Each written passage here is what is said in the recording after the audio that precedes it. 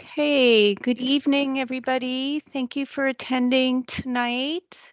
The purpose of our meeting is to present the policies and regulations associated with the Sustainability Update project related to transportation and to gather feedback from the community and answer questions. My name is Stephanie Hansen. I'm an assistant director with the newly formed Community Development and Infrastructure Department, which is a merger of planning and public works. With me tonight is Anais Schenk, who is a senior planner with our policy division and a specialist in transportation.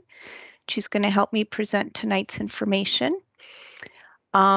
Also with me tonight is Annie Murphy, Natisha Williams, and Daisy Allen, who form the balance of our team and are on the call to help answer any questions that might come up.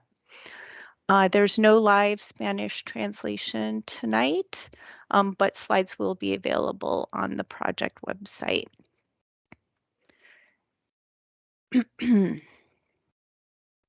Okay, we'll just go over a little bit of information on our meeting format, some logistical notes.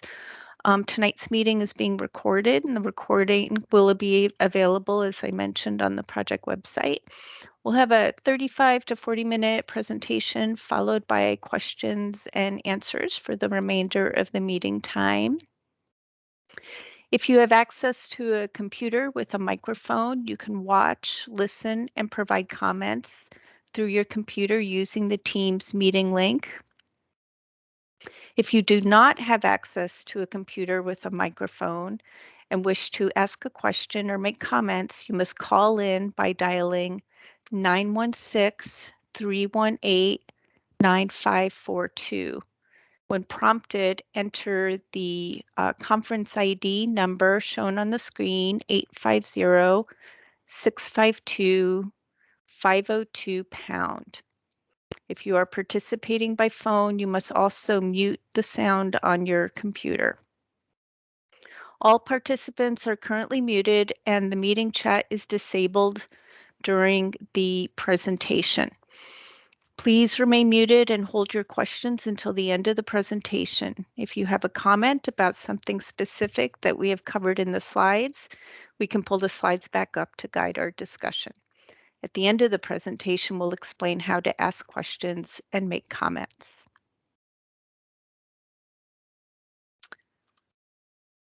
Okay, so tonight on our agenda, we're going to touch on some major topics that are addressed in the access and mobility element.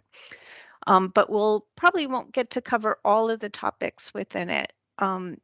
Similarly, the new parking and circulation code consolidates a number of areas. So our presentation tonight is going to highlight the major changes to the code and the access and mobility element rather than looking at where the code has been consolidated. For that level of detail, please see the PDF documents available on the project website. Now I'll pass the presentation off to Anais, who can present the detailed transportation information. Thanks, Stephanie. So my name is Anais Schenk, and I'm a planner with the policy section. So as Stephanie mentioned, we're not going to go over all the topics in the new access and mobility element, but we are going to cover a number of them. They're outlined in this bulleted list here. These don't necessarily correspond to the table of contents, but it's a way of grouping the topics together.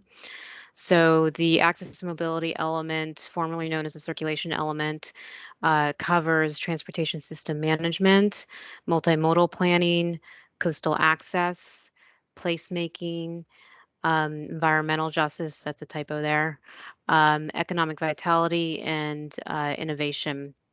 So again, this is not a comprehensive list, but it's a way of looking at these topics. And the other area that we'll talk about is the county code. So there's 3 major chapters that contain major revisions to the county code, and they're highlighted here. There's also a number of sections that were moved or modified slightly.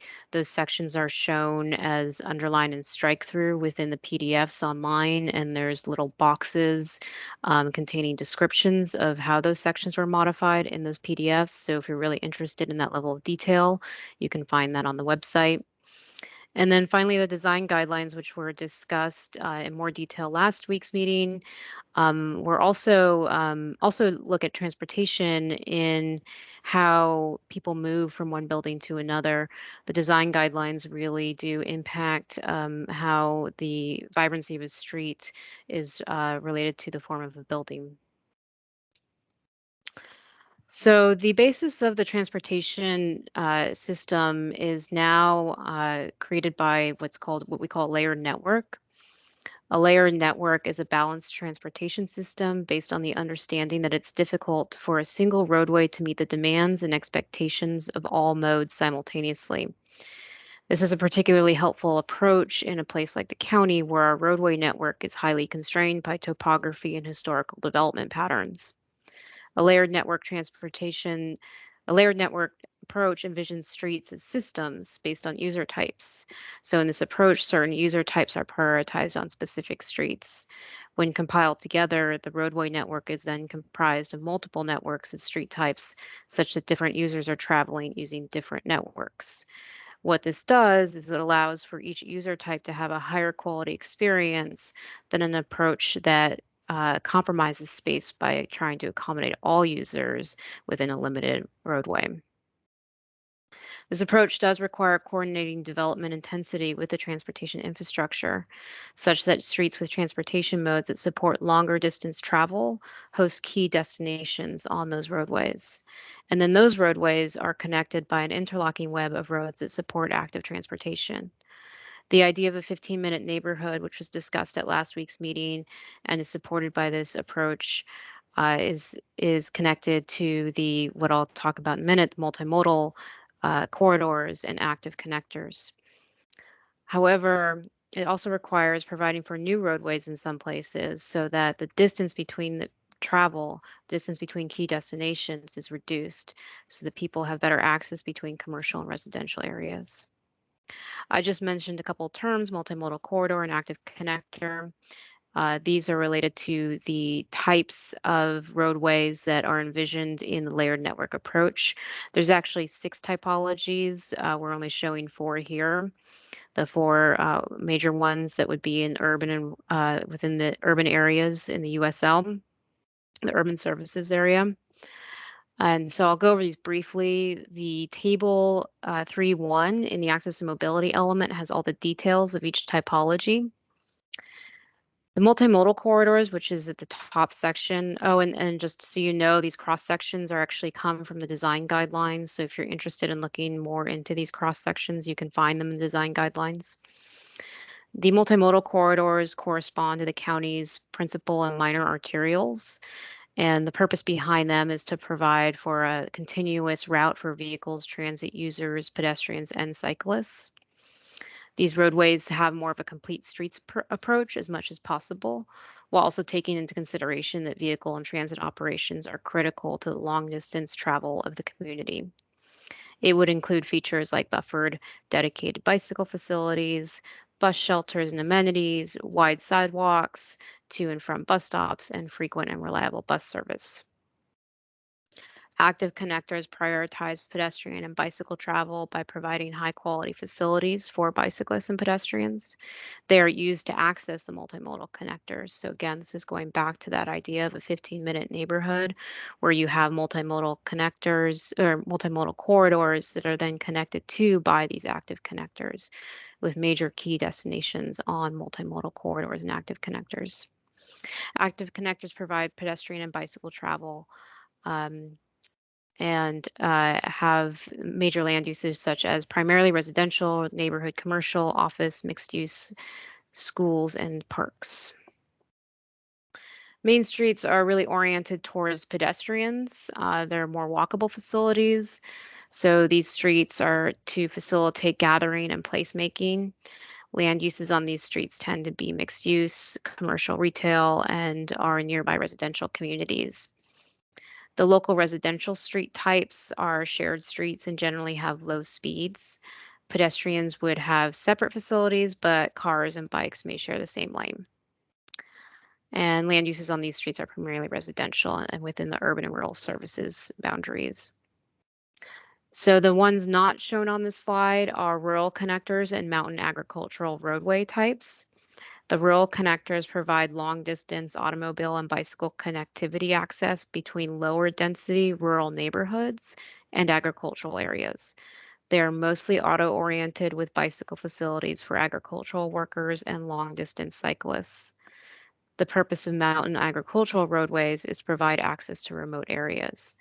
These roadways are generally significantly constrained by roadway type or by topography, such as mountains, and they have narrow right-of-way with limited capacity.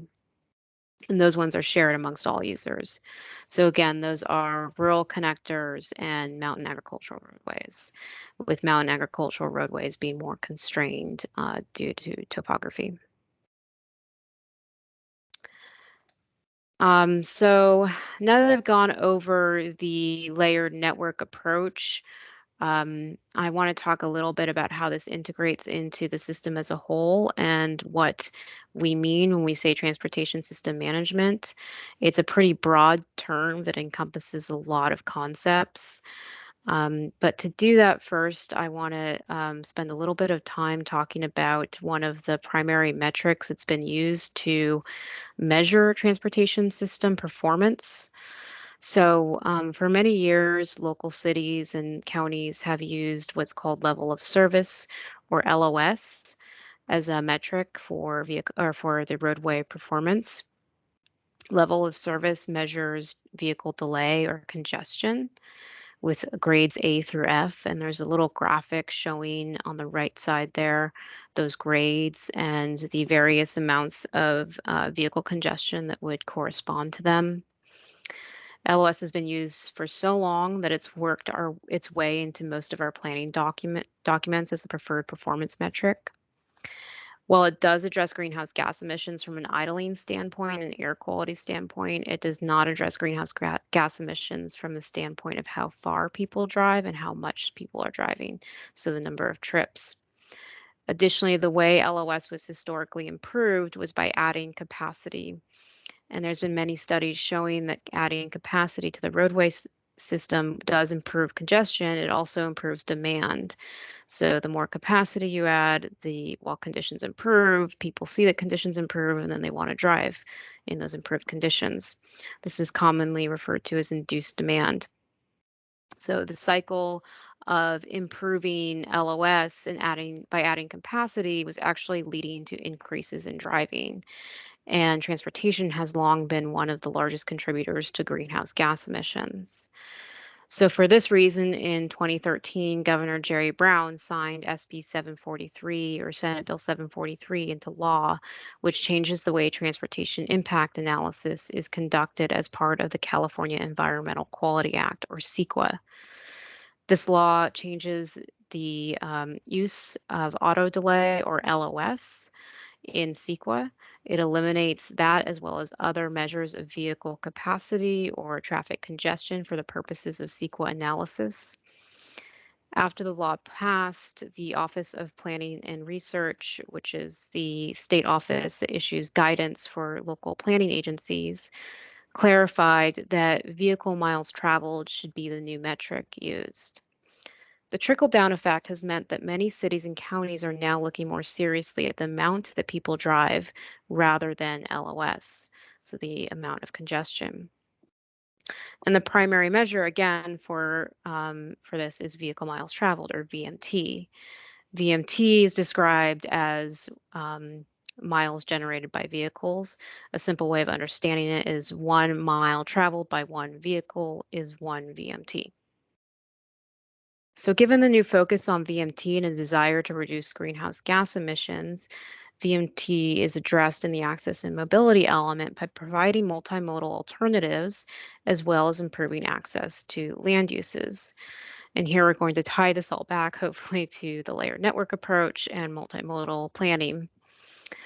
Another key component is that we have to have a more balanced approach. As I mentioned, multimodal planning is part of that, to provide higher quality facilities for other alternatives to driving or to driving alone. Another part of this policy is to accept a lower level of service, or another part of this approach is to accept a lower level of service, which is a new policy in the access and mobility element. The policy reads that we will now require development projects to provide multimodal roadway improvements necessary to achieve a level of service D, except for those where a lesser LOS has been accepted by the county pursuant to criteria specifically identified in Table 3.2. When development is proposed on roads where LOS E or F has been accepted, will require feasible mitigation in the form of road improvements, a fair share contribution to a road improvement program, or other in lieu mitigation for the transportation system. So the general plan update includes policies supporting reductions in VMT, as well as a lesser LOS in this ultimate goal of reducing greenhouse gas emissions. The general plan also includes policies around transportation demand management. Traditionally, TDM, as it's known, or transportation demand management, simply referred to strategies that improve the way people use transportation options within the existing transportation system. However, it also has become known to be used for building features into new development and design that reduce the number of trips that people have to take, as well as the efficiency of travel and support alternatives to driving alone.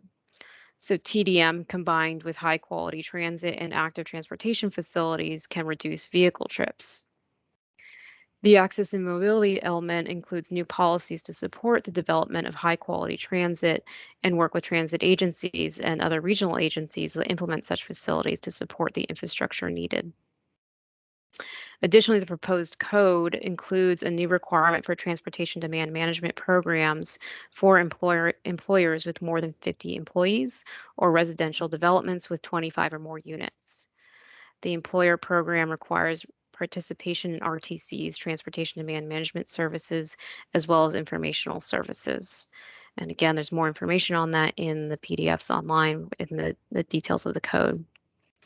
Last but not least, while often overlooked, safety is a really critical component to helping manage the transportation system or the roadway system.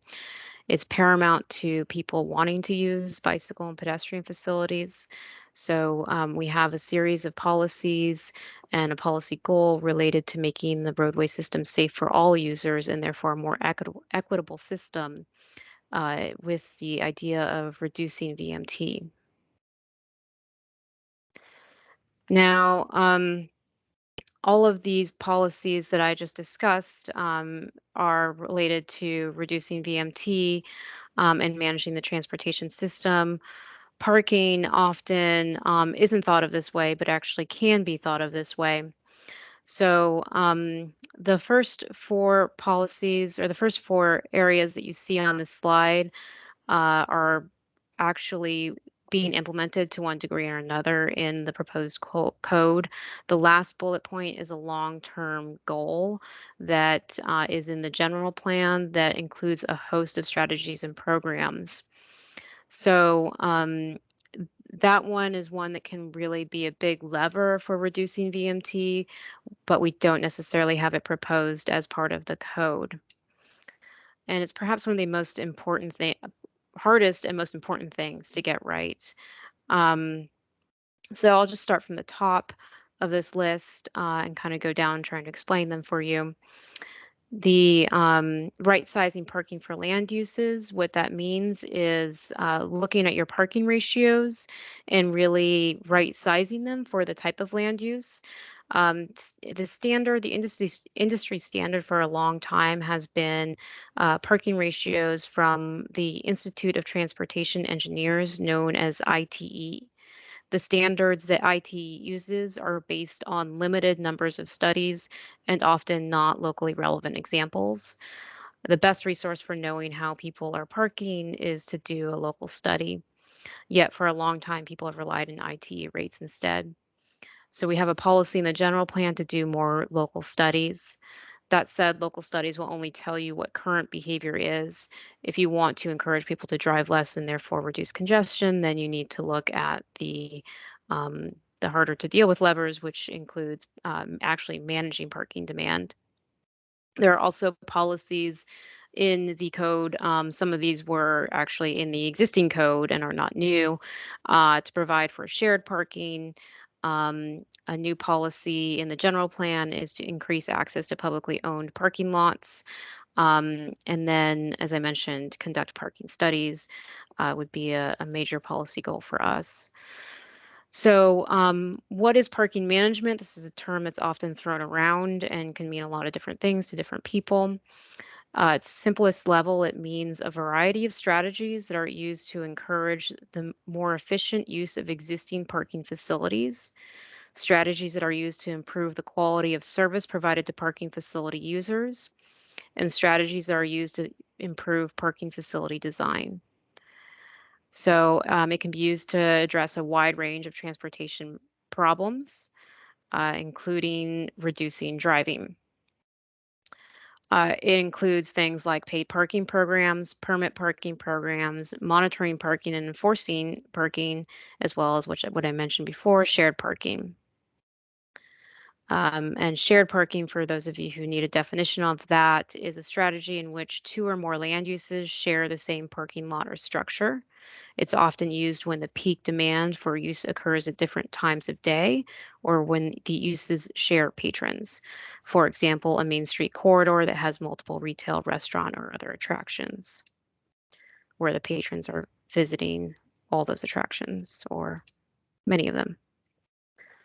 So here we have the nuts and bolts of the updated parking ratios. Um, I'm going to just, again, these don't include all of the land uses within our parking code. These are just some of the more common ones. There's two slides on these. The first one is residential, and then the second one focuses more on the commercial uses. A very quick explanation of how parking is calculated. Unless it's otherwise noted, it's typically done by simply taking the total square footage of a project and then dividing it by the ratio. So for example, if a project is 30,000 square feet and the parking ratio is 1 per 300 square feet, then the parking required would be 100 spaces. If the project is mixed use, each land use is calculated separately and then added together.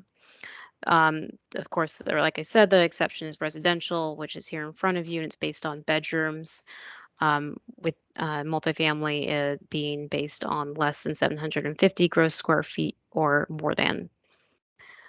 We are proposing to reduce parking requirements for residential single-family homes. Our previous parking requirements were high compared to most cities and compared to industry standards. We have also created a new land use for townhouses, which is included for clarification as a separate land use from single-family homes. And then we have a separate land use for multifamily, which was there previously, but instead of doing it based on bedrooms, we propose to do it based on square footage, with the idea that this will encourage and support smaller unit development in an attempt to address the housing crisis that we're facing in this county. The 750 square feet is based on consultant recommendations. And then this slide addresses the retail, commercial, and other categories. Again, this is just a few of the more common uses. There's a lot more land uses in our code. So I'd encourage you to look at that if you want to dive into the details. The changes here really were to either combine land uses or in some cases, in some cases, we did actually increase parking ratios based on industry standards. But in all cases, changes were made based on looking at what other cities are doing and also looking at other industry uses of those standards. Again, if we had local rates, that would be the preferred method. We do not have local rates for parking or parking studies, hence the general plan goal to do more of that type of work.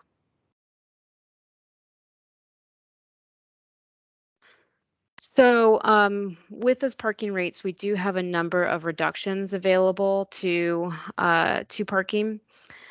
You can convert, a project applicant can convert a up to 10% of their parking to bicycle parking. And there's also reductions available if the project is within a transit priority area.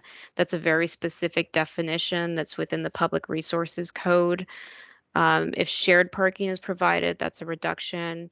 And then if there's an approved transportation demand management plan, that can be allowed as a reduction. There's also reductions based on state laws or for historic resources.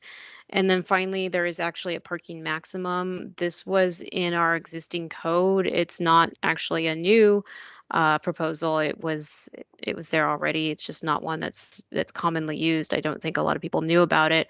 Again, one of the goals of this project was to really consolidate and make the code more accessible to people because it was scattered throughout various chapters and titles. And then another area related to parking is a whole new section related to bicycle parking that includes new bicycle ratio standards that are percentage of the parking requirement, which will result in a substantial increase of bicycle parking. There's new design standards providing guidance that are for developers on how to put together that bicycle parking. It also allows property owners to convert vehicle parking into bicycle parking spaces. Shower facilities are also now required in commercial development. And then we also are now going to allow vertical bike parking with approval. So that's a lot for parking, but there are some substantial changes there, and I'm sure we'll get a lot of questions on that. I do encourage you to go look at the code for more details. So the other area I wanted to talk a little bit about is coastal access and placemaking. I think some people found it a little odd that we have coastal access in the access and mobility element. However, there's a lot of places where we can access the coast right off of the county's roadways. And there's a lot of bicycle and pedestrian facilities that provide access to the coast. There is a little bit of overlap also with Chapter 7, which will be covered at next week's public outreach meeting. So you should also attend that if you're really interested in trails and coastal access. So the major goal here is to preserve and create access to the county's coast. The major updates are related to consistency with the LCP guidelines. And a lot of the older policies were carried over and some of them were consolidated. The modifications to the older policies really had to do with making them um, conform to best practices or new practices. We also added maps to show coastal access points, which was coordinated with Coastal Commission staff. And then placemaking is also an area that, in my mind, is somewhat related to coastal access given the nature of our county. So we have policies related to supporting specific plans and corridor studies, wayfinding, and then tying streets to land use planning. So the other area that I just wanted to touch on briefly that's related to placemaking is the Portola Streetscape Plan or Streetscape Concepts. The Portola Streetscape Concepts were accepted by the board in 2018, along with the Pleasure Point Commercial Corridor Plan. The implementation strategy AM 2.1I, included in the access and mobility element, includes identifying preferred improvements for Portola Drive based on transportation analyses, developing plan line studies for the corridor and requiring new development to build to those plan lines. So, as directed by the Board of Supervisors, the EIR, which is forthcoming, will include an analysis of the streetscape concepts, including the proposal to reduce Portola from 4 lanes to 2 lanes with a center turn lane. The supplemental level of service analysis included in the EIR will look at intersection improvements that would be necessary to implement the concepts there, concurrent with the lane reduction. So just keeping in mind the general plan is a long-term guiding document, and any future improvements to Portola Drive would require future or substantial funding and further studies, engineering, and design. I did just want to mention that policy because it's related to our placemaking concepts and is included in the EIR.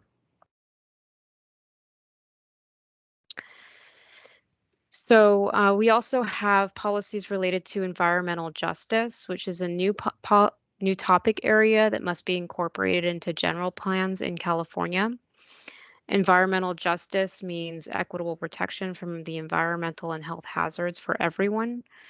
Instead of including a separate environmental justice chapter, we've incorporated this topic throughout the general plan. Environmental justice policies are denoted with an EJ next to the policy throughout the general plan. Environmental justice themes that are addressed in the new general plan policies include pollution exposure and air quality, equitable access to safe and sanitary homes, food, transportation, and other public services and facilities, physical activity opportunities, and community engagement opportunities, as well as improvements and programs that address the needs of disadvantaged communities, which are identified on the map in the lower right-hand side of this slide. So those are the disadvantaged communities map. Policies, regulations, and guidelines related to the topic of transportation, addressing these environmental justice themes through are land use and transportation planning, supporting healthy and active transportation modes, supporting access to county beaches and community services, improving the safety of the transportation system, supporting the equitable transportation, supporting an equitable distribution of funding throughout the transportation system, incorporating buffers between people and roadway pollutants as well as noise, safe and accessible streetscape design, street trees and other urban greening strategies, priority of service and infrastructure allocation to disadvantaged communities, and the addition of new outreach and engagement policies in the general plan, which you'll see throughout the chapters. So then lastly, I'll just talk briefly about a few other key code updates before passing this back on to Stephanie. Um, the and before I do, I have to describe to you another concept.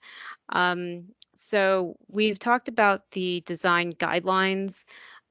Those should not be confused with something called the countywide design criteria. So the countywide design criteria is a document that contain minimum standards and specifications for the construction of streets, storm drains, sanitary sewers, water systems, and driveways. And they're incorporated by reference into the county code and are, like I said, they're different than the design guidelines, which have to do more with form and the relationship of buildings to the street. So the design criteria contain something called minimum roadway standards and they contain roadway standards for several different types of roadways, including local roadways. The minimum standard for a local roadway currently includes sidewalks on both sides of the street with a landscaping strip next to them, curb and gutter, and then parking and on one side and vehicle lanes in the center. These are just the minimum standards, which are only supposed to be used as an exception to the normal standard for a local roadway, which would also require parking on both sides of the streets. However, the current code allowed for project applicants to get an exception to the reduced criteria.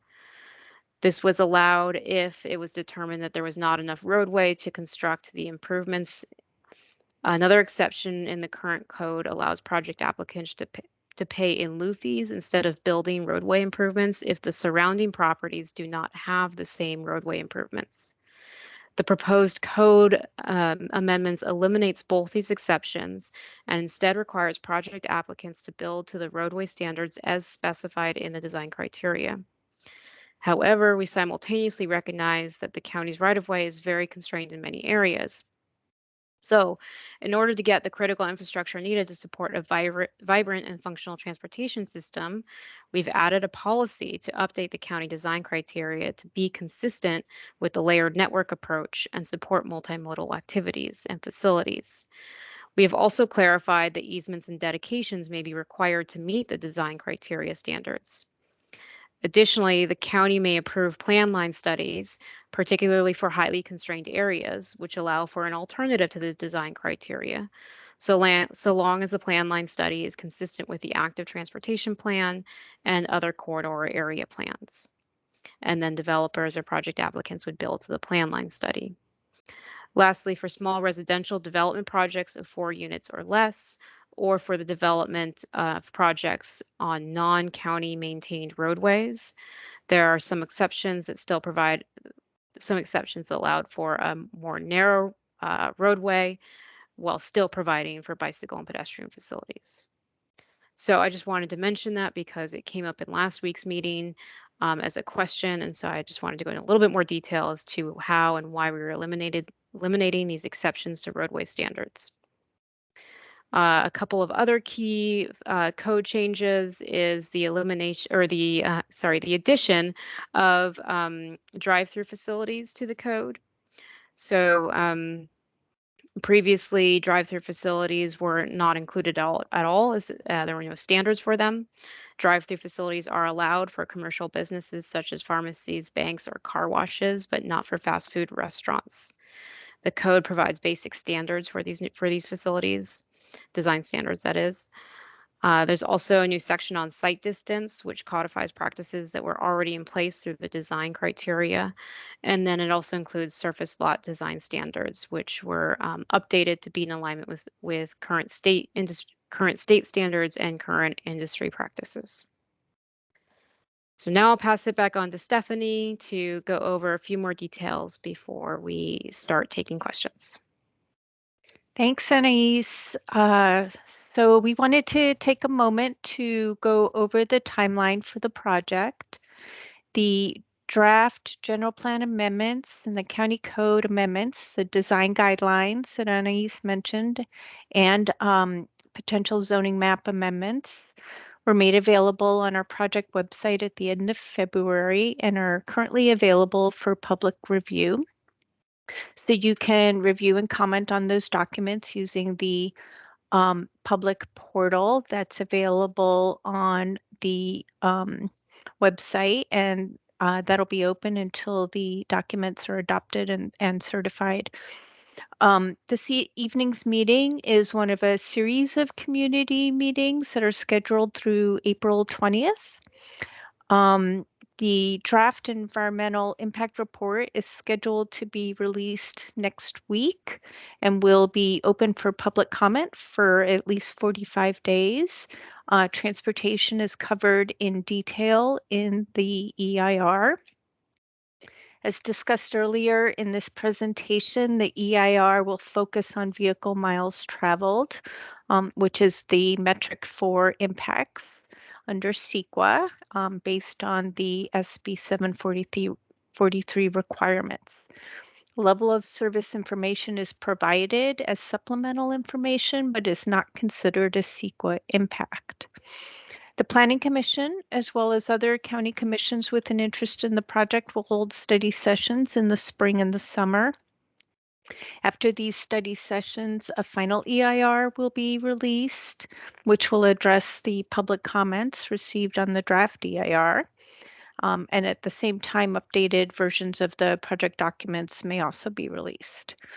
Next, public hearings at the Planning Commission and the Board of Supervisors are scheduled to begin in August and will be held through November. And after that, adoption by the Board of Supervisors will occur. And then the amendments need to go before the Coastal Commission for certification. This slide shows the schedule of the series of community meetings. After tonight's presentation, there will be an additional meeting held on agriculture and resources and public facilities. And then a fifth meeting would be held on the code modernization and the proposed map amendments. These meetings, like tonight's, will be virtual. So now we've left some time for questions and discussion. To make a comment, if you are using a computer, you may type your comment or question into the meeting chat box, which I will enable in a moment. Or you may raise your hand by clicking on the hand symbol at the top of your screen. Choose raise hand and wait to be called on. When the moderator announces your name or phone number, click on the microphone button at the top of the screen to unmute yourself and start speaking. To comment, please state your name and proceed with your comment. At the end of your comment, your microphone will be muted again. If you no longer have a comment or question, click again on the hand symbol to lower your hand. We're going to go through the questions and comments in the chat first, and then go through the raised hands. After that, we'll ask if anyone participating by phone would like to comment. If you wish to provide a comment, enter *6 to unmute your phone. If we have a lot of speakers tonight, we will make an effort to give everybody a chance before returning to somebody who wishes to make a second comment. If we weren't able to get to all of your comments, you can submit an email to the address that's on the screen and submit your comments through the project website.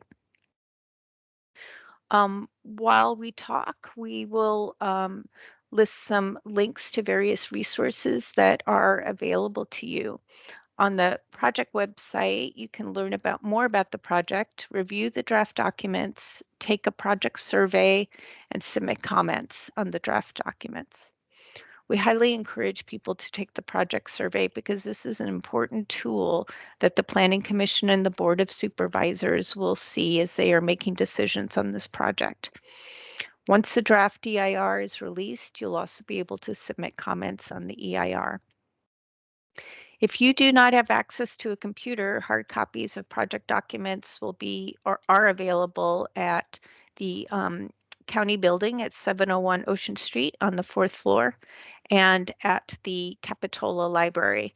We've had a little bit of trouble getting the libraries to make them available in a timely manner.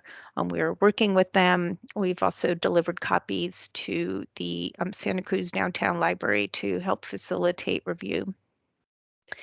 You may also email any questions or comments to the team at sustainabilityupdate@santacruzcounty.us. Okay, so with that, we can get started. I'm going to make the microphones and the chat available for folks. Okay. And I think this evening we were going to start with the chat. Do we have any questions there? Yes, I do have a question from David Dean. In the layered network approach, will there be any areas which would use traffic calming measures like raised crosswalks or continuous sidewalks? Great. Anais, can you help us with that? Yeah. There could be the layered network approach does not specify the type of improvement that would be installed. Rather, it's the user type that should be prioritized on the network. So, or on that portion of the network. So, There is an active transportation plan that's just been released that has a whole host of improvements that are very specific. The general plan is general in nature. And the other area where there would be specific improvements identified would be in the capital improvement program or in specific area plans. And then finally, another place where specific improvements get identified is when a project or when a corridor comes down to plan line improvements or a plan line study. And that's when it gets down to a more focused design level. But the general plan is more to identify the type of roadway that it should be. I hope that answers the question. Okay. We have a question from CH. Why were there no funds allocated for the rural areas to have improved access to public transportation? I'm not sure I can answer that question. We are not a transit district or a transit agency, and the general plan does not handle funds for allocating to transit. Maybe Stephanie has another answer or another way to Well, answer that. just a thought that it's important to remember that the general plan is a policy document, right? So we're setting the stage for policies for the development of growth and our transportation system over the next 20 years, really setting priorities. And part of that is working with other agencies. And that's where transit funding would come into play. And part of it is working on our own CIP for other types or capital improvement program for funding other types of improvements. So this is just kind of the policy direction for all of that. Okay, Allison Butler has a question about one of the slides. The slide with the reduction in parking for new development, is that a change in code currently or one that will be submitted through this plan? Let's see. So I think I can pull that back up. So the some of this is new and some of it is current. 10% of parking that can be converted to bicycle parking is new. Located within a transit priority area is new, but that's in alignment to some degree with state law. We are also allowing voluntarily or as proposed reductions for certain residential uses in if they're within a transit priority area. Shared parking was actually already in the current code. We are providing some clarification so that it's easier to read and hopefully easier to access for project applicants. An approved transportation demand management plan was already in the code. Same with historic resources. And then the bullet describing state laws is new, but is to just bring the code into conformance with state law. And then the parking maximum is was already in the code and again is just being placed in a consolidated section with all the other reductions to hopefully make it better, more accessible. Okay, we have a question from DVB2. In terms of layered transportation networks, cars have been getting bigger again and harder to share space. Where do e-bikes and similar fit in because they are becoming increasingly incompatible with pedestrians and low power cyclists? Right. So this is a good question. I mean, I think generally speaking, the active connectors are supposed to house high quality facilities for bicyclists and pedestrians. Um, and so in a high quality facility, you would have more space dedicated to bicyclists, and bicyclists and pedestrians would have their own separate space, which can be preferable to both bicyclists and pedestrians. And so when you have a wider facility for a bicyclist, a slower moving bicyclist can move to the right to allow a faster moving bicyclist to move to pass on the left. So that's the idea if you have higher quality facilities. Additionally, bicyclists can ride in vehicle lanes if they're moving fast enough. In some cities where scooters are in high use, you'll actually see people on scooters in the vehicle lanes, and not um, necessarily proposing that we do that. Um, but I'm just saying that, you can move with the flow of traffic on a fast moving bicycle, and that is legal, it to do within the vehicle lane, even if it's not signed. Okay. We have a question about traffic speeds. There are numerous residential streets throughout the county where traffic speeds run well in excess of posted, result in danger to children and pets, increases in noise, aggressive driving. What steps will the county be taking to mitigate speeding on residential streets, especially that are main emergency access streets? Yeah, so I think this relates a little bit to the Vision Zero proposal, and policy section, which has to do really with the idea that we want to eliminate, as much as possible, traffic fatalities and injuries. So that means looking at speeds, looking at enforcement, looking at education. And this might actually also get back to that first question, improvements related to traffic calming, um, which, yes, have to do with the street type in terms of where those are appropriate to implement, but are also related to, quote unquote, problem areas, or areas where there are speeding or safety issues. And the Vision Zero policy is actually a full scale program. So it's not something that I can answer with, a couple of sentences. But we do have a locally relevant example in Watsonville where they've implemented a Vision Zero program and are moving forward with the task force. Okay. I have a question from Ernesto. For the Portola corridor, are there protected bike lanes being proposed? I live off Portola and use it frequently on my bike, but it's not safe. I would suggest moving the parking spaces closer to the road and making the bike lanes closest to the sidewalk. So for the Portola corridor plan, the specific improvements that would be engineered or designed for that corridor would be done when there was enough funding identified to actually implement such improvements. Um, it's not the first time I've heard that comment, to put the bicycle parking on the inside, or the bicycle lanes on the inside of parking. So that's noted. Um, but we wouldn't have a final design until there's actually funding to implement the improvements. Okay, a question from, or a comment from Rafa. Why is the county not committed to parking demand programs? Well, there's been modest improvements such as parking reductions for residential.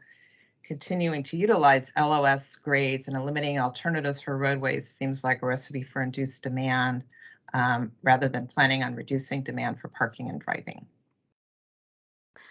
Um, so I'll answer the first and last part of that question, and I'm not sure I completely heard the middle part of it.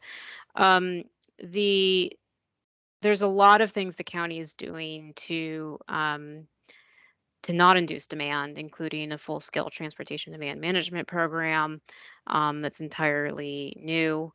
Actually, previously the county did have a TDM program, but it wasn't current or being implemented.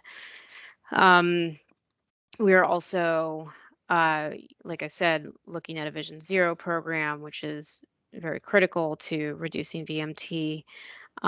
There's a whole lot of infrastructure improvements that the county is looking at as part of the active transportation plan.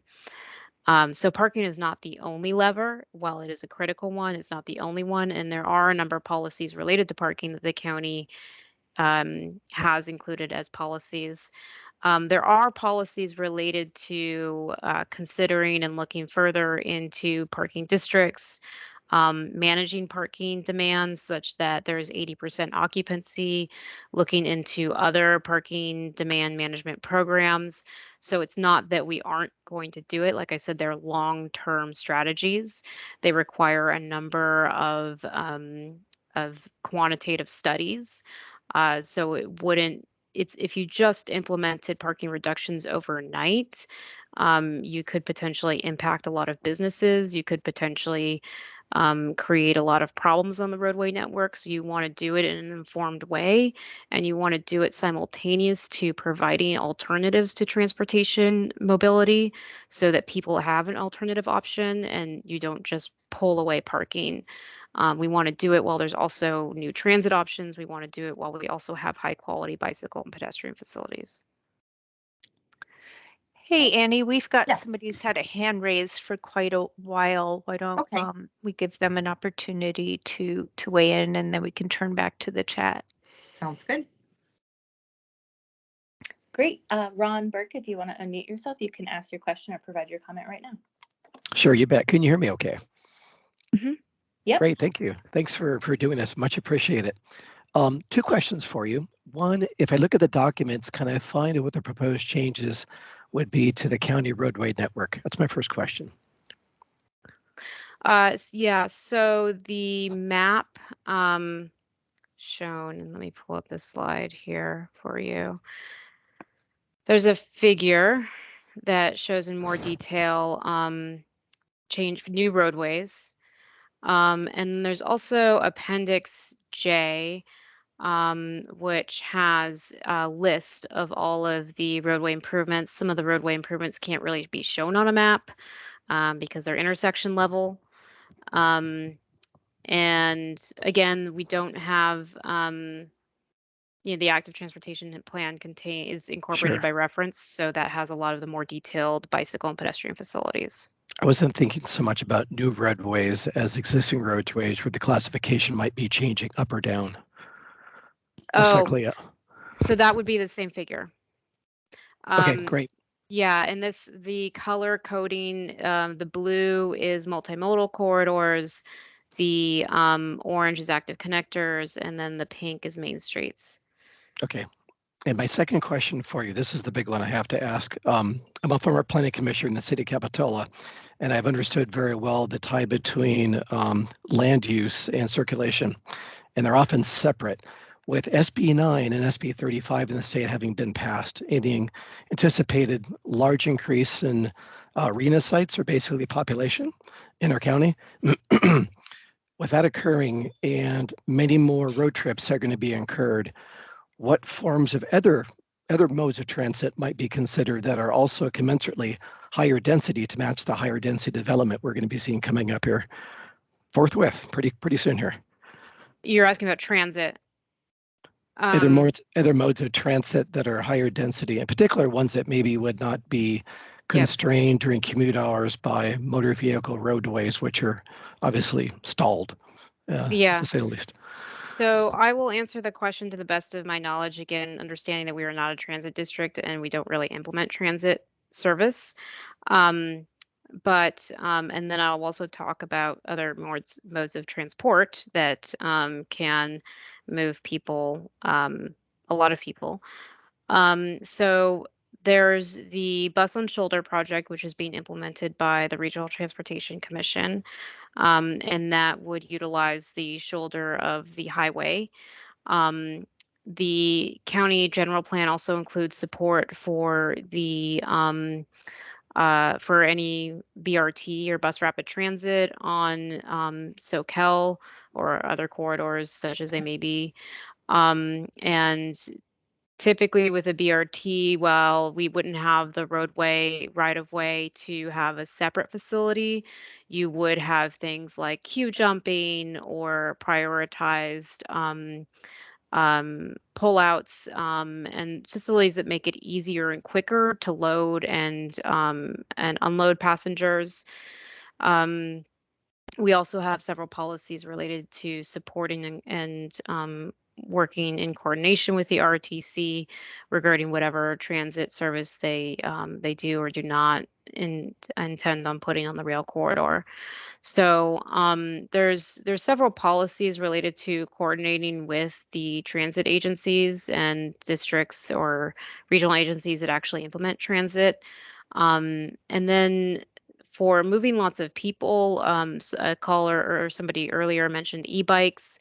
I do think that that is a mode that we'll see more of, especially as we get back into the shared bike program.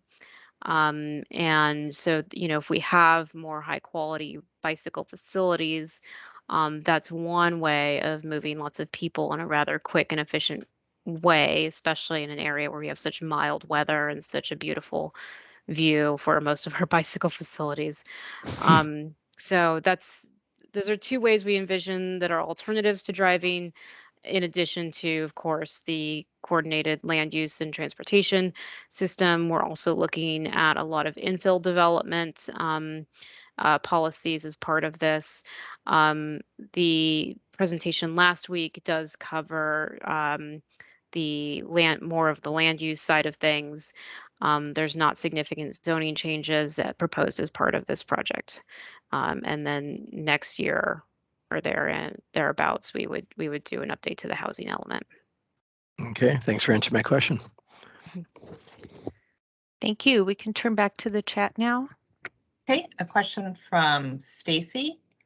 Is there any plan to increase enforcement of parking laws? Well, we do have a policy related to parking management. We don't have a specific plan related to increasing parking enforcement per se, though there are policies related to that. Okay. A question from Michael. How many modern traffic circles are in the plan? Again, we don't have specific in the general plan. We do have some improvements in Appendix J. There's a distinction between traffic circles and roundabouts. We did look at roundabouts improvements, potential roundabout improvements as part of some of the technical studies on some of the major corridors in certain areas. In most cases, it improved operations to about the same extent as a signal, but we didn't have quite enough right of way to really make it work.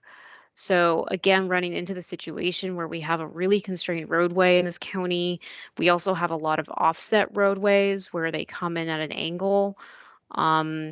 So we have some considerations for roundabouts that require further studies, but no definitive solutions for roundabouts or with roundabouts. Okay.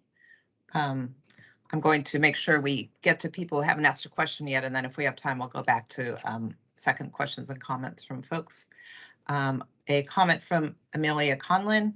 Per the traffic calming question, there are quite a few recommendations for traffic calm residential streets included in the county's active transportation plan. So that was a comment.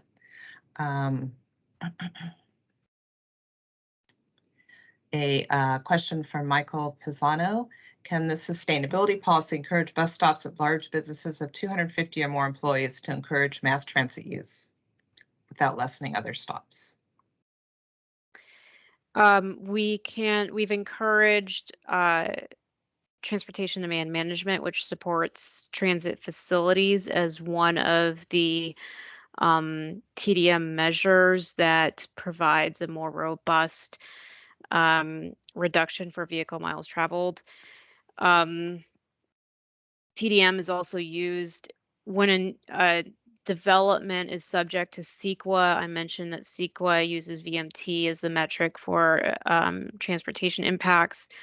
When a development is subject to CEQA as a project, it being a project under that definition, they would do a transportation analysis where they look at VMT, and if they're in an area where they need to mitigate their VMT or reduce it, which is a lot of development at this point in the county, given our thresholds, then one of the ways they can do that is by improving or providing transit facilities, including bus stops. That said, we look to Metro for advice and need. So if they tell us they don't need a bus stop there, then we're not going to force a developer or a project applicant to put a bus stop there. If Metro says, instead of a bus stop there, we'd really like a new pad 2 blocks down the way on Soquel, that seems just as relevant because that helps support their facility. So those are the types of considerations that we look at when we're working with a project applicant that might not lead to a brand spanking new transit facility right in front of the development, but are real world practical considerations we have to look at. Okay, question from James, why no mention of rail? We have policies that support various transit modes, including rail, bus rapid transit, as well as bus service. So all those transit modes are supported within the general plan policies. Okay. Let's see, a question from Linda Wilchusen. The sustainability update includes many excellent policies associated with preserving and maintaining the coast rail corridor for freight rail, passenger rail, and a bike and ped trail. What role does the county have in helping to implement these policies and projects? So to the extent that the project is on a facility that's owned or maintained by the county, then we would facilitate the construction funding and maintenance of it through fees or through ongoing coordination with other agencies. I'm not sure I fully grasped the question. There was a little bit of noise behind me. Annie, if you want to reread the first part of it. Let's see, the sustainability update includes many excellent policies associated with preserving and maintaining the coast rail corridor for freight rail, passenger rail transit, and bike and ped trail. Okay. Yeah, so we also have, I mean, again, the if you're talking about the rail corridor, it's not within our jurisdiction to maintain that specific corridor.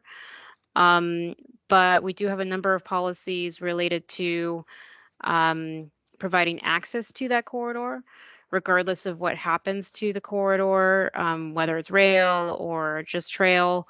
We believe that it's going to be important to provide first and last mile connections to it for bicycle, pedestrian, and even transit facilities. So to the extent that we have jurisdiction over the roadways that connect to it, we'll be providing improvements as outlined. A lot of those are outlined in the active transportation plan. Okay, let's see, a question from Phil. Slide 5 mentioned 15-minute neighborhoods, but this requires a certain level of mixed use density. How does the sustainability plan incorporate land use planning,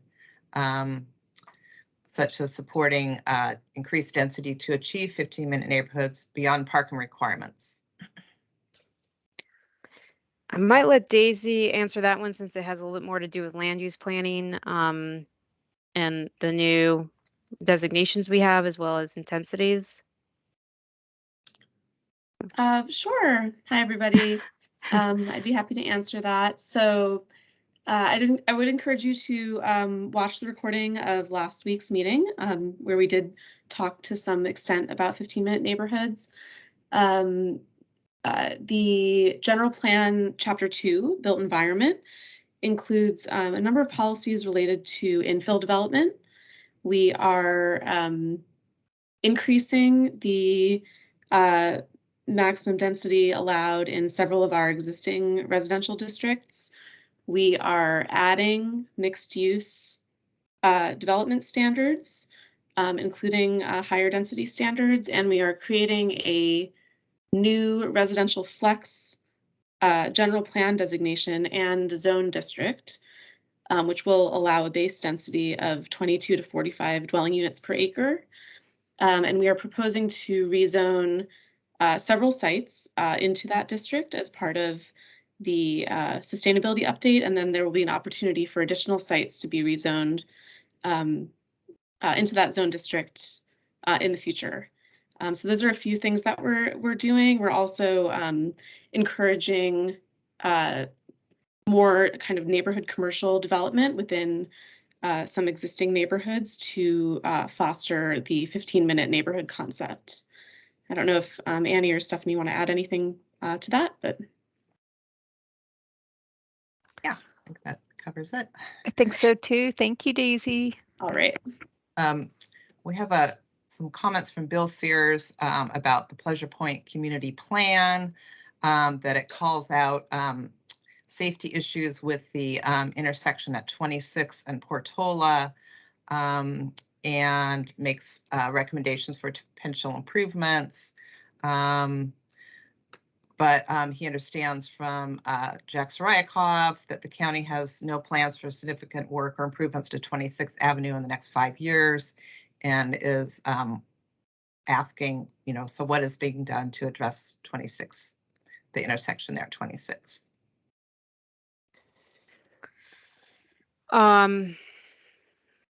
Well, that's a good question for probably for somebody who's a little bit more involved in public works. We know that there were a number of comments that came in when we did some outreach on the Pleasure Point corridor. And so there's a long list of improvements within the county for intersection level improvements. Until we have some source of funding to address those improvements, they won't rise into the CIP. They won't rise to the level of the CIP. I don't know where that specific intersection stands in the course of awareness to public works in the CIP. The capital improvement plan is a program managed by the formerly Department of Public Works, and I guess would now be a division. Thanks, Sunnies. And you can find the capital improvement program online, but I think Matt Machado is with us tonight, and I just wanted to, if he's listening in and had anything to add, give him an opportunity. Thank you, Stephanie. Yeah, I'll chime in a little bit. We don't actually for 26 we don't have any immediate plans to improve it. And I think Anais mentioned it, just the lack of funding is a real issue with a lot of those roadway improvements. So I think you've answered it well. Thanks, Matt. Okay, we have a comment from Lanny Faulkner. E-bikes are ideal for microtransit for accessing transit. I would not see bikes as a way to move lots of people distances. And cycling is limited use by people who are comfortable biking.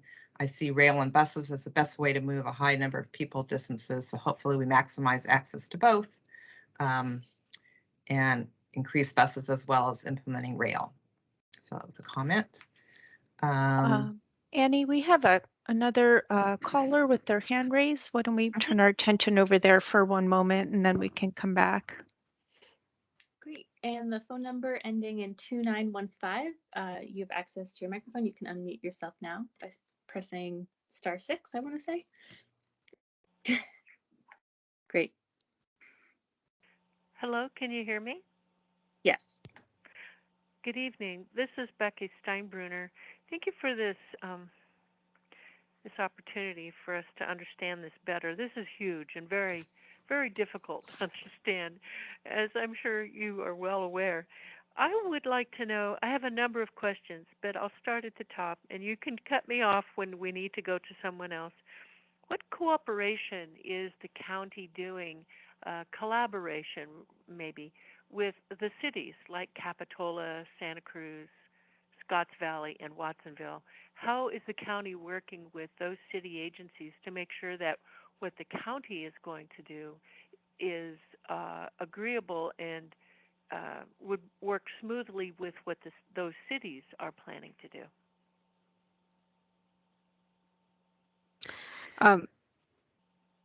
Stephanie, did you want to answer?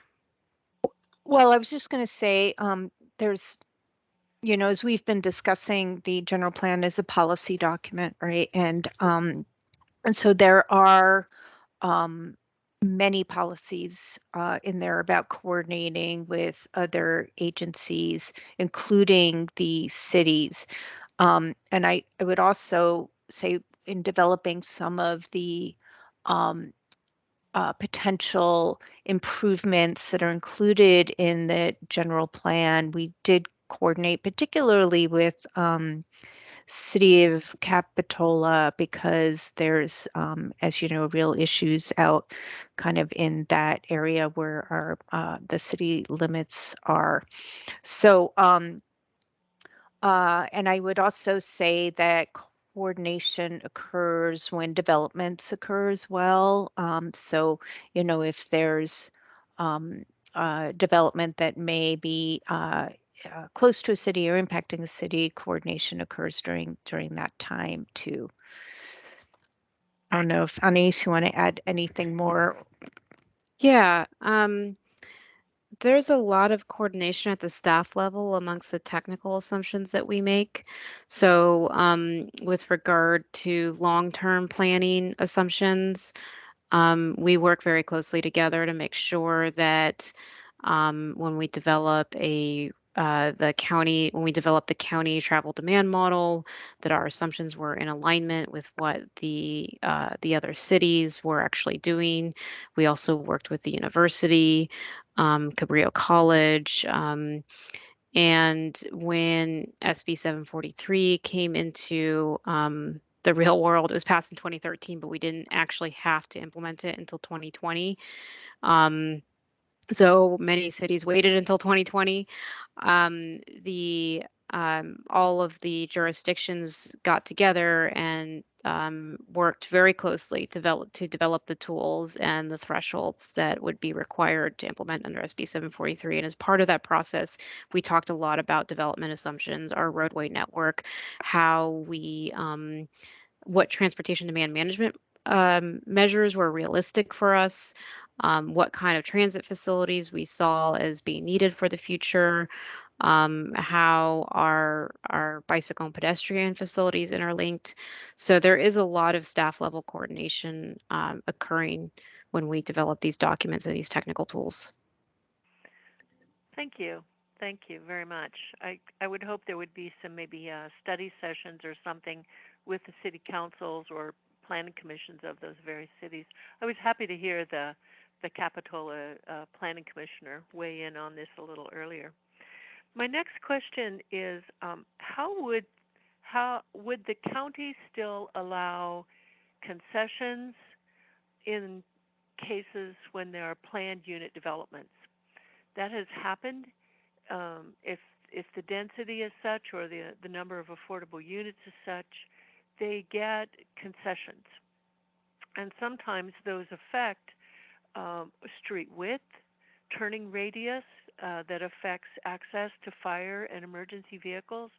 Will that policy change in the new general plan and code modernization? The concessions are generally part of our density bonus ordinance. So if affordable units are being provided, a density bonus can be applied for, and concessions or relief from some of the standards can be requested and approved if they don't cause, you know, safety issues or other issues. Density bonus law is mandated by the state, and this project does not do anything to change our compliance with that. Mm. Even with the res flex that can be up to 45 acres a unit? Right, density bonus law would apply. Wow. Wow. That's a little frightening. Thank you. I have I'm a member of the Lions Club and have friends who have low vision and some are blind. And I want to see more language in here about addressing the needs of those good people who are out walking.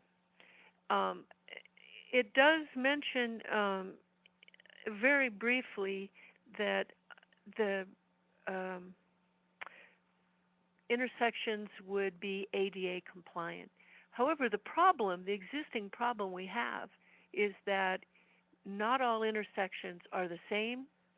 Even crosswalk activation and signal change activation are not the same. Not all are accessible even to the handicap. So how will the county's new plan address that? And rather than just say they'll all be ADA compliant, can we put in there something about making all signalization for those with disabilities, sight impairment, uniform? It's important. I think that's a good comment, and one that I can look into. Thank you. Thank you very much. Thank you, Becky. I think we'll just take a moment to go back to Sure. the chat so we can make sure we catch everybody. But please, if you you. have additional comments, please use the portal for that. Okay, and I'll raise my hand again if there's extra time. Thank you. Because I would like a discussion of a diagram on page 3-37, the Dutch intersection design. I've never seen that before, and I'd like some discussion on it. But I'll get in the back of the line. Thank you very much for your time. Thank you. Okay, I believe we've gotten to everyone at least once, but there's some people that have additional comments and questions. From Phil, can you explain why LOS is still being included as something to mitigate outside of CEQA in addition to VMT? Is this still in the general plan? Is there a developer fee associated with LOS? That's his question. LOS is still a general plan policy because it's still a measure of operations. We don't believe that completely eliminating LOS from a measure of how we look at our roadway system is a healthy way of planning.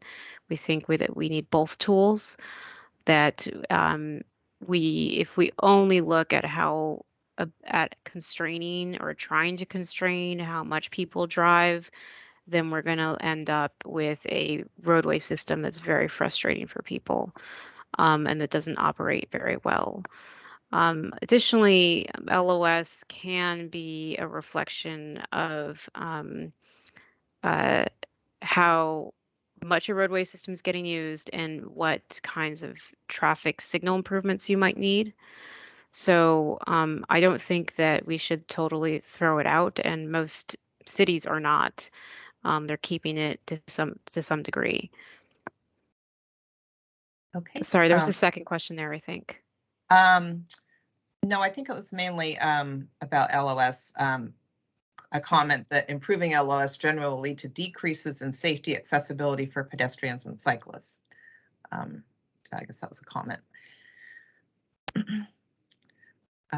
We have a question from Rafa. Has the county considered eliminating parking requirements for housing projects near transit stops? So there's some eliminations that are included with state laws for specific types of residential uses, or specific build-out types of projects. There's also a voluntary reduction that a project applicant can take use of if they're near a transit priority area.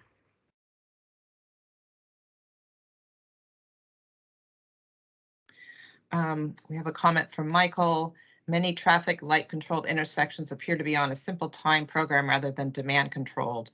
That contributes to excess idling. Is there funding to convert primitive intersections to demand responsive light control? I don't know about funding. I might let Matt weigh in here after I just say one little thing, which is that there is a whole section that I did not have time to talk about in the general plan regarding new innovations and trying to keep up with the times and looking forward to new innovations in traffic operations. And one of those things would be looking at improvements in what's called ITS, or intelligent transportation systems. I'll just add real quick that we are pursuing adaptive signalization. We're right now focused on Soquel Drive. We've interconnected them with some of them with fiber and continue to add that on to our larger project that goes to construction this year. And that's a step in that direction. The adaptive signal equipment that we are designing and planning to implement will prioritize transit buses It will also actively manage traffic flow. So I think we're going down that pathway. It's a process, and much of these questions really is a process. I think even the ADA question, it's a process. It's part of a transition plan that's most regions or most agencies have been working on since the 90s, but it takes time. And for instance, on the same Soquel Drive corridor, we're updating about 100 curb ramps at intersections just for some of those questions that were raised earlier. So most all this is going the right direction, but it just takes time. So we have to have patience. Thank you. Thank you, Matt. I think we're coming to the end of our meeting time. Anais, I just wondered if maybe we could look at the Dutch intersection graphic. I don't know if we have that to pull up. I can screen share it from the general plan, but give me 1 second to find it. You can just explain that and then we'll call it good for tonight. Yeah. Okay. And of course, if anyone has questions, there is you're welcome to contact us, as shown on the last slide. Send us an email, and we will certainly get back to you.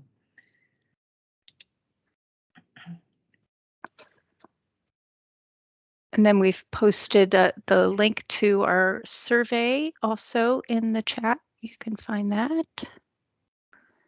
And there's a public comment portal there as well.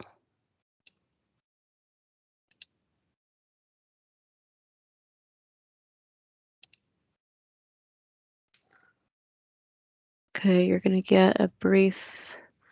Can you guys see the figure 3.7? We can, thank you. Okay. So a Dutch intersection provides for a separated facility for bicyclists and pedestrians while keeping to cross an intersection while keeping cars entirely out of that facility. And the way it accomplishes this is, I don't know if can you guys see my mouse moving? Yes. Okay, so the way it accomplishes this is by having a similar to sort of a bulb out at the corner of the intersection here. You would have this concrete area here, which requires cars to go all the way around. Now, this intersection treatment or this corner treatment is done at all 4 corners of the intersection. So the result is that if you're on a bike, and you need to go left, you can do it without ever getting into a vehicle lane.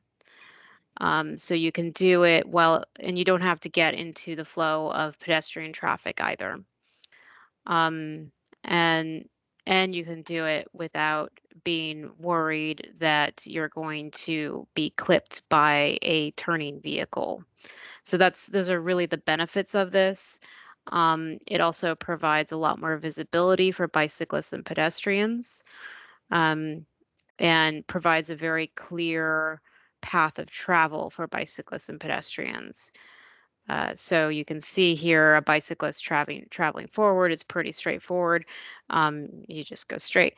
Now, if you were making a left turn, you would approach the intersection, you would go straight, and then upon arriving at the next corner, you would, let's say if you'd gone straight, you'd come down this way, you'd make a left by just swinging around this way. Of course, you'd want to wait for the signal to turn for your right of way.